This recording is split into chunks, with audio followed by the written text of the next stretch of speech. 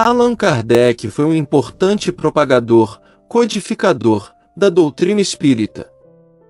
Foi educador, escritor e tradutor francês. A doutrina espírita de Kardec se propagou em vários países, notadamente no Brasil.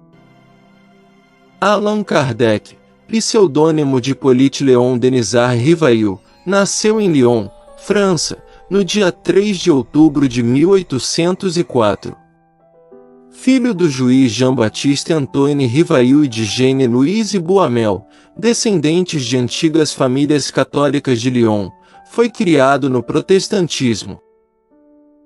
Kardec iniciou seus estudos em sua cidade natal e desde jovem mostrou inclinação para o estudo das ciências e da filosofia. Foi levado para o famoso Instituto de Educação Pestalozzi, em Yverdon, Suíça, onde estudou até formar-se pedagogo em 1824. Após retornar para Lyon, e dominando vários idiomas, entre eles o alemão, o inglês, o holandês, o italiano e o espanhol, Allan Kardec traduziu para o alemão diversas obras didáticas de educação. Em 1828, junto com sua esposa Amélie Gabrielle Baudet, fundou um grande estabelecimento de ensino e passou a lecionar. Em 1830, alugou uma casa na rua de Sèvres, onde oferecia palestras e cursos gratuitos de química, física e outras matérias. A partir de 1852, Allan Kardec iniciou suas experiências com o mundo da espiritualidade, numa época em que a Europa despertava a atenção para os fenômenos conhecidos como espíritas. Allan Kardec investigou fenômenos espirituais registrados nos Estados Unidos, Reino Unido e Alemanha. Tomou conhecimento das mesas girantes e da escrita mediúnica, fenômeno que mais tarde testemunharia, e que passou a se comunicar com os espíritos. Um dos espíritos, conhecido como espírito familiar, passou a orientar seu trabalho espiritual e teria revelado que já o conhecia do tempo dos druidas, na região da Gália, com o nome de Allan Kardec. A partir de então, ele abriu mão de sua identidade das atividades profissionais para tornar-se Allan Kardec, nome que teria origem em encarnações anteriores. O espiritismo conquistou notável expansão no Brasil, onde também ganhou o nome de kardecismo. Seu órgão mais representativo é a Federação Espírita Brasileira. Chico Xavier, de 1910 a 2002, foi um dos mais importantes expoentes do espiritismo no Brasil. Em 1857, com o pseudônimo de Allan Kardec, ele publicou o Livro dos Espíritos, onde expôs uma nova teoria da vida e do destino humano. O livro obteve rápido sucesso de vendas. Logo após a publicação do livro, Allan Kardec fundou a Sociedade Parisiense de Estudos Espíritas, da qual foi presidente até a sua morte. Posteriormente, associações semelhantes foram criadas em todo o mundo. Em 1860, lançou uma edição revisada do Livro dos Espíritos, que se tornou o livro reconhecido da filosofia espírita da França. A partir de então, Allan Kardec dedicou-se a estabelecer as bases da codificação da doutrina espírita, nos aspectos filosófico, científico e religioso. Allan Kardec faleceu em Paris, França, no dia 31 de março de 1869, vítima de um aneurisma. Seus restos mortais foram enterrados no cemitério do Père-Lachaise, Paris. Reuniões desse tipo tornaram-se comuns em meados do século XIX, durante a eclosão do movimento chamado espiritualismo moderno, que surgiu nos Estados Unidos da América, com o célebre episódio das Irmãs Fox, final dos anos 1840, sendo logo em seguida importado para a Europa e outros grandes centros urbanos no restante do mundo. As sessões eram realizadas em ambiente doméstico, entre familiares e pessoas mais próximas, ou ao público, em restaurantes, teatros e salões em geral. Dentre esses encontros, a motivação variava conforme a disposição dos participantes, desde a mera curiosidade fenomênica até o interesse filosófico nas grandes questões sobre a essência e a destinação da humanidade. Desta última motivação nasceu o espiritismo codificado por Allan Kardec, que aliás serviu-se de semelhantes sessões mediúnicas para estabelecer as bases da doutrina espírita. Com a popularização da psicografia, as sessões de mesas girantes caíram no desuso do público em geral, ganhando uma conotação mais pejorativa, no sentido de serem utilizadas como pura diversão. Todavia, cumpriram seu papel histórico, qual seja, o de evidenciar a imortalidade da alma e a comunicabilidade dos espíritos. Pelo fato de o espetáculo das mesas girantes representar o princípio histórico da doutrina espírita, muitos adversários de Kardec o ridicularizaram justamente pela dita banalidade daqueles eventos. Em resposta, o pioneiro espírita lembra outras tantas importantes descobertas e invenções práticas que tiveram sua origem em circunstâncias menos comuns ou nobres do que as danças dos móveis. Kardec citou, por exemplo, o caso do médico e físico italiano Luigi Galvani, de 1737 a 1798, que desenvolveu o estudo que resultou na descoberta do fluido elétrico conduzido aos músculos através dos nervos, e que mais tarde resultaria também na invenção da pilha elétrica por Alessandro Volta, a partir de um experimento com Hans, fazendo aqui um paralelo entre dois eventos históricos aparentemente grotescos e os importantes resultados deles extraídos. A nomenclatura doutrina espírita ou dos espíritos decorre do fato de terem sido eles, os espíritos, que trouxeram os esclarecimentos a respeito das manifestações ou fenômenos espirituais que despertaram a atenção do mundo, particularmente, em meado do século XIX, com as chamadas mesas girantes e dançantes.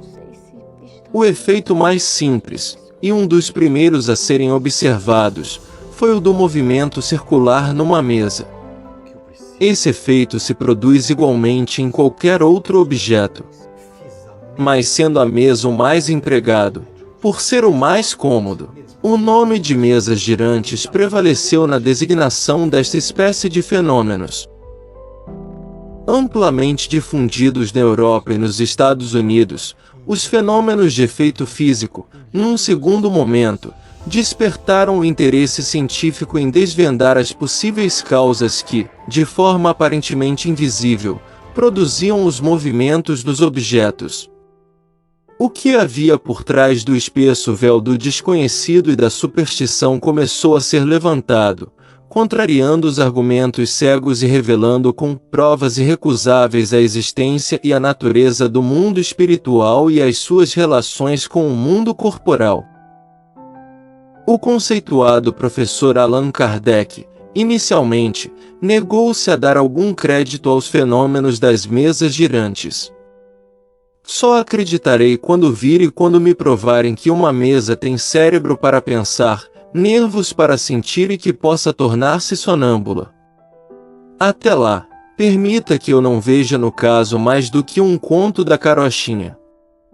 Essa foi a sua resposta ao amigo e magnetizador. Finalmente, o Sr. Fortier, em maio de 1855, aceitou o convite feito pelo Sr. Extraordinário para assistir às experiências realizadas na casa da Sra. magnetizando-a, como também que nos relata Kardec. Interrogada, que, pela primeira vez, presenciei o fenômeno das mesas que giravam, saltavam e corriam, em condições tais que não deixavam lugar para qualquer dúvida.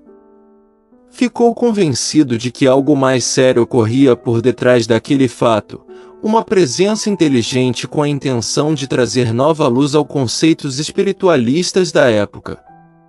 Diante disso, O professor Rivail concluiu sobre a existência dos espíritos. Ao verificar que a origem das manifestações era extraterrena, geradas por almas de pessoas que haviam vivido na Terra.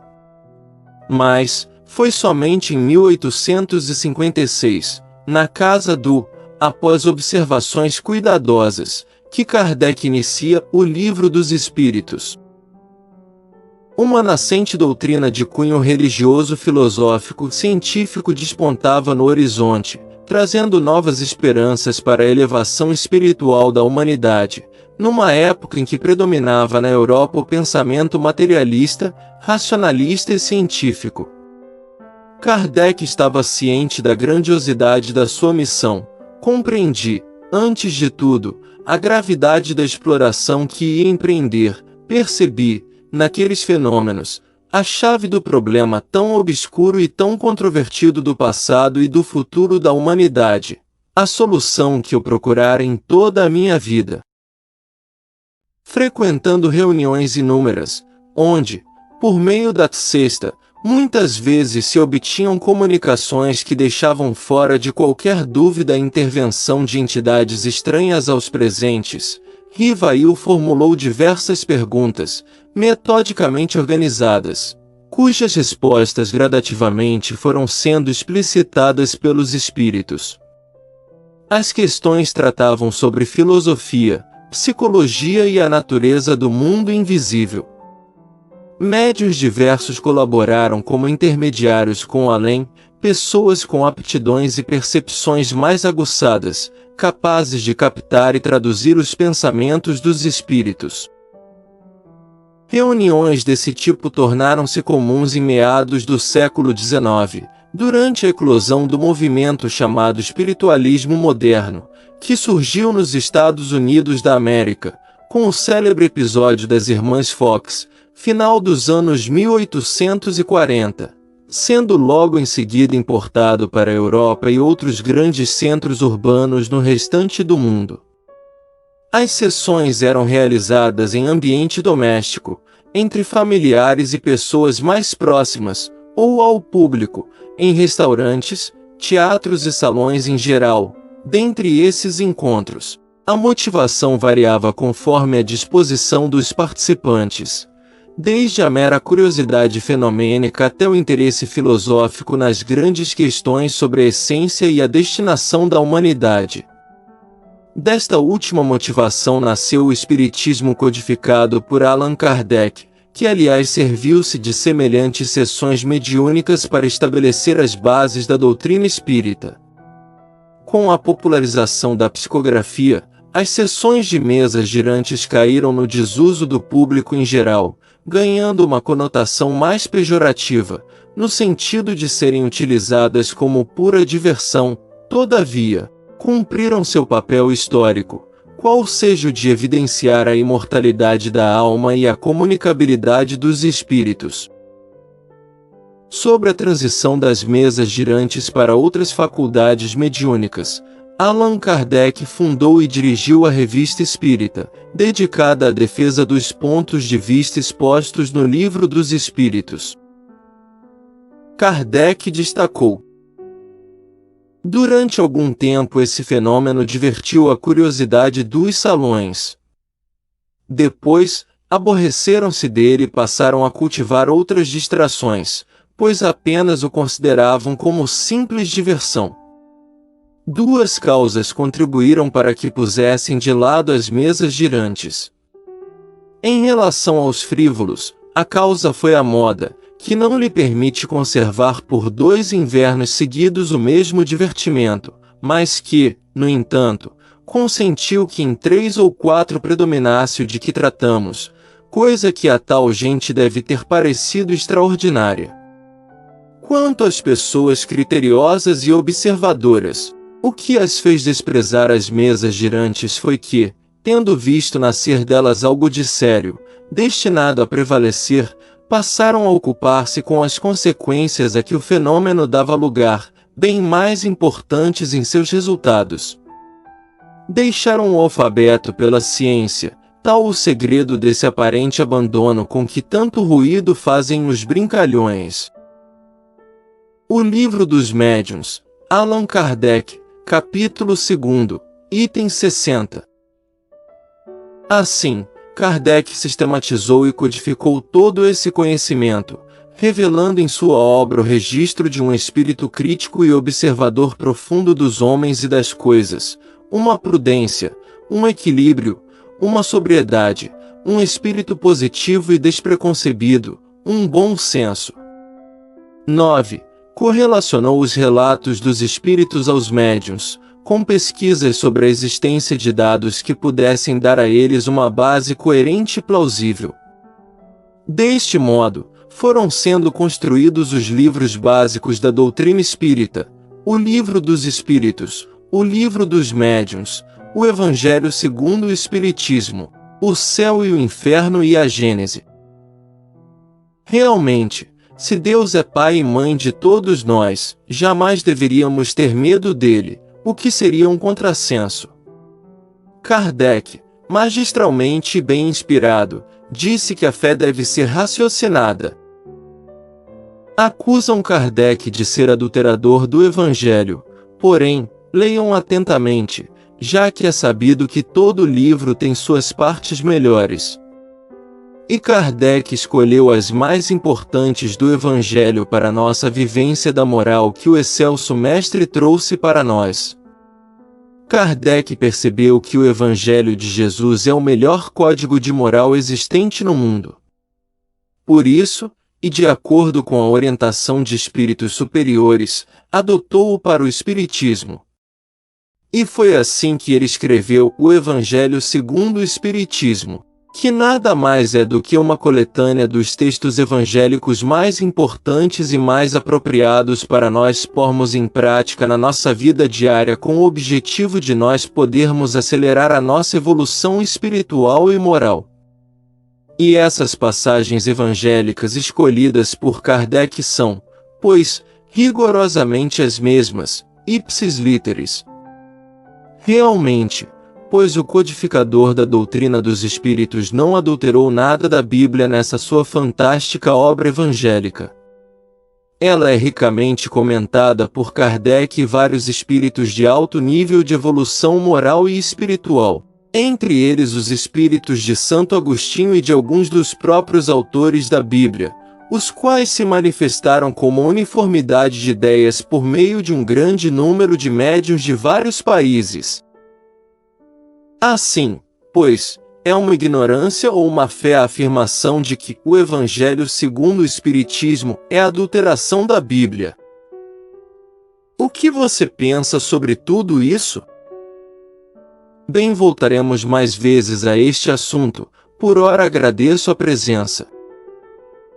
Queridos e queridas, o canal Jardim de Luz agradece o carinho da sua presença, deseja-lhe muita luz e paz, e pede que se inscrevam no canal e compartilhem nossos vídeos. Obrigado.